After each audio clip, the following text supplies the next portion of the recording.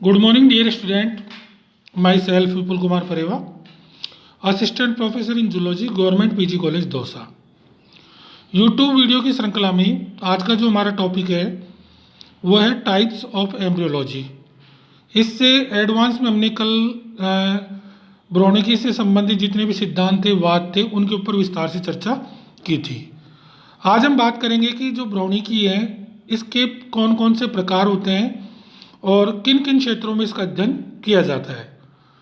आधुनिक ब्रोनिकी अर्थात development biology को एक वैज्ञानिक क्रॉस रोड भी कहा जा सकता है, क्योंकि इसकी various branches physics, chemistry, zoology, botany, microbiology, genetics, physiology, math कई क्षेत्रों में मिलती है। कहने का मतलब ये है कि ब्रोनिकी कोई संक्षिप्त क्षेत्र नहीं है, ये एक विस्तार का क्षेत्र है। और दूसरा, यदि मैं आपको पर्सनली कुछ कहना चाहूँ तो सृष्टि का जो सृजन है उस सृजन के अंतर्गत ब्रोनिकी अपने आप में एक बहुत विस्तृत आयाम है। जब तक हमें ये पता नहीं चलता कि सृष्टि का सृजन किन माध्यमों से और किस प्रकार से हो रहा है, जो चीज़ हमारे दृष्टांत तो है लेकिन उसकी क्रियाविधि, उसकी गतिविधि के बारे में हमको पता नहीं है, तो हमारा ज्ञान जो है वो बिल्कुल खाली है। तो हमें जब प्रजनन के क्षेत्र में बात करते हैं तो ब्रोनिकी विषय के जो गंभीरता है उसका अंदाज़ा इसीलिए से लगाया जा सकता है कि ये एक अकेला विषय न होकर वरन समस्त विषयों को कवर करता है। इस अकेले विषय में केमिस्ट्री भी आ जाएगी, माइक्रोबायोलॉजी भी आ जाएगी, फिजिक्स भी आ जाएगी, मैथ भी आ जाएगी। मतलब ये एक अकेला सब्जेक्ट न होकर एक सर्वव्यापी सब्जेक्ट है और ऐसा इंटरेस्टिंग चैप्टर भी है जिससे हम 1 से 2 और 2 से 4 होते हुए देख सकते हैं और उनकी व्याख्या कर सकते हैं कि ये किस प्रकार से हुआ है। यदि इसमें कुछ चेंजेज होगा तो उसके क्या परिणाम होंगे, मतलब हम भविष्य की कल्पना कर सकते हैं। हम आगे के बारे में बता सकते हैं कि मुर्गी के भ्रूण का जो विदलन है 2 से 4 कोशिकाएं बन रही हैं, 4 से 8 बनेगी। ये सब हम ब्रोनिकी के माध्यम से ही बता सकते हैं। इनके अंदर कई प्रकार की ब्रोनिकी के बारे में बताया गया है। सबसे पहला है डेस्क्रिप्टिव एम्ब्रियोलॉजी, विवरणात्मक ब्रोनिकी। ब्रोनिकी के इतिहास के वर्णन से सहज ही पता चल जाता है कि विवरणात्मक ब्रोनिकी, जिसके अंतर्गत विभिन्न जंतुओं के फाइलोजेनेटिक डेवलपमेंट के अध्ययन की शुरुआत वैज्ञानिक ज्ञान से होती है। ग्रीक वैज्ञानिक दार्शनिक अरस्तु ने चूजे के अंडे में परिवर्तन 340 ईसा पूर्व में किया था, किंतु ब्रोनिकी के वास्तविक ज्ञान का इतिहास कोशिका मत के स्थापना के बाद ही संभव हो पाया। 17वीं एवं 18वीं शताब्दी में विभिन्न वैज्ञानिकों ने विभिन्न जंतुओं के जैसे कीट, कशेरुकी की फाइलोजेनेटिक एम्ब्रियोलॉजी का विवरण दिया।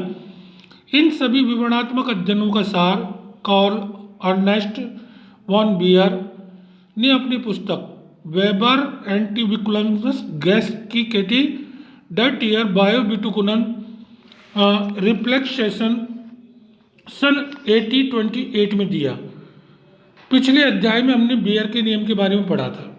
बियर ने अपनी सिद्धांत के अंदर ये प्रस्तुत किया था, मैं एक बार आपको रिवाइज कर दूं कि किसी भी भ्रूण का जो डेवलपमेंट होता है उसमें जो सामान्य लक्षण होते हैं जाति के या वंश के या संघ के, वो सबसे पहले कवर होते हैं या प्रकट होते हैं।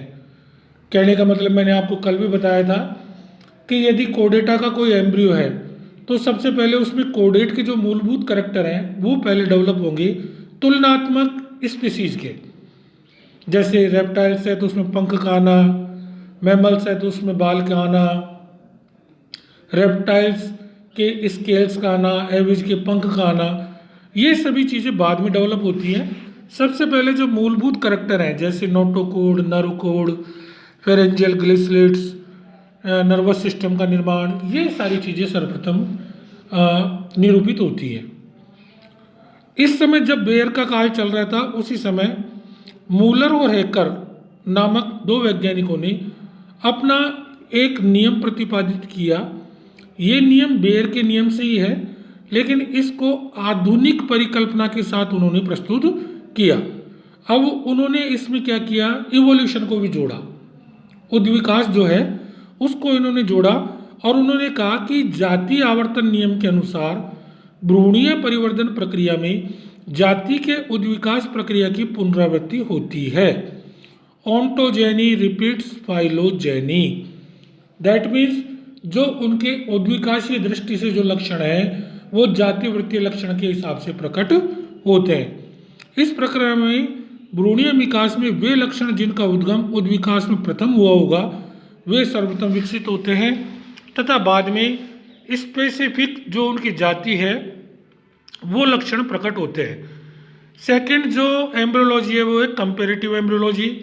इसके अंतर्गत हम भ्रूणिकी का विवरणात्मक जो अध्ययन है उसको तुलनात्मक अध्ययन के साथ भी कंपेयर कर सकते हैं, जिसके फलस्वरूप भ्रूणिकी विज्ञान को ठीक से विश्लेषित करने में सहायता मिलती है। बेयर के नियम, जातीय आवर्तन के नियम के स्थापित होने पर जंतु जगत के विभिन्न प्रमुख समूहों के अनेक प्राणियों की भ्रूणिकी का विस्तृत एवं गहन अध्ययन किया गया। यह तुलनात्मक अध्ययन 19वीं एवं 20वीं शताब्दी के विभिन्न वैज्ञानिकों के द्वारा किया गया। ये आधारभूत भ्रूणिकी विज्ञान में अत्यंत महत्वपूर्ण माने जाते हैं। थर्ड है एक्सपेरिमेंटल एम्ब्रियोलॉजी, प्रयोगात्मक भ्रूणिकी। अभी तक हम बात कर रहे थे विवरणात्मक, तुलनात्मक, अब ये बात आ गई साहब एक्सपेरिमेंट। मैं जो भी बात करूं उसको मैं प्रायोगिक रूप से दिखा सकूं कि हाँ साहब ये सत्य बात है। जैसे मान लीजिए मुर्गी के भ्रूण का विदलन का अध्ययन कर रहे हैं, अब विदलन में आप एक्सपेरिमेंटल करके देख सकते हैं कि वास्तव में कोशिकाएं बन रही हैं, 2 कोशिका 4 में कन्वर्ट हुई, फिर मोरूला, ब्लास्टुला, गैस्टुला, जो फेजेज अपन थ्योरी में पढ़ते हैं वो फेजेज उसमें एज ए प्रैक्टिकल बिल्कुल क्लियर स्पष्ट दिख जाएंगे। विलियम रॉक्स नामक वैज्ञानिक ने सर्वप्रथम विकासशील भ्रूण पर प्रयोग किए। इनमें से एक प्रयोग उन्होंने मेंढक के अंडे पर यह जानने के लिए किया कि क्या एक विदलनशील युग्मनज में प्रत्येक ब्लास्टोमियर एक संपूर्ण जंतु को विकसित करने की क्षमता रखती है अथवा वह केवल उन्हीं दैहिक अंशों को निर्मित कर सकती है जिसके लिए वह पूर्व निर्धारित है। रॉक्स के आरंभिक प्रयोग क्योंकि अत्यंत क्रूर प्रकार के थे इसलिए वे सामान्यतः असफल रहे, किंतु बाद के अनेक वैज्ञानिकों के द्वारा किए गए प्रयोगों ने यह दर्शाया कि यदि किसी निषेचित अंडे के 2 कोरक खंडों को पूर्ण रूप से पृथक किया जाता है तब दोनों विभाजित कोरक खंडों से विदलन द्वारा सामान्य भ्रूणों का विकास होता है। यह सफलता सर्वप्रथम ड्रीस ने समुद्री अर्चन के अंडों में प्राप्त की, फिर एंड्रस स्पेसिमेन ने एम्फीबियंस के अंदर नूट के अंडों पर सफल प्रयोग किया तथा फिर श्मिड ने मेंढक के अंडों पर प्रयोग कर यही नतीजे प्राप्त किए। यही प्रयोगात्मक भ्रूणिकी का आरंभ था जो वर्तमान में इस महत्वपूर्ण विज्ञान का अभिन्न अंग है तथा इसी के फलस्वरूप अत्यंत महत्वपूर्ण समस्याओं का निराकरण हुआ है। नेक्स्ट है केमिकल एम्ब्रियोलॉजी। आप एम्ब्रियोलॉजी के साथ बायोकेमिकल, फिजियोलॉजिकल, माइक्रोबायोलॉजिकल इसके जो एस्पेक्ट्स हैं उन एस्पेक्ट्स के ऊपर भी लगातार स्टडी करते रहते हैं। फलस्वरूप भ्रूणिकी की एक प्रमुख शाखा रासायनिक भ्रूणिकी की हो गई। इस विशिष्ट शाखा को कार्य की भ्रूणिकी से भी संबोधित किया जाता है। इस शाखा के आरंभिक विख्यात नीडम, ब्रेशे, लेहमान आदि प्रमुख है।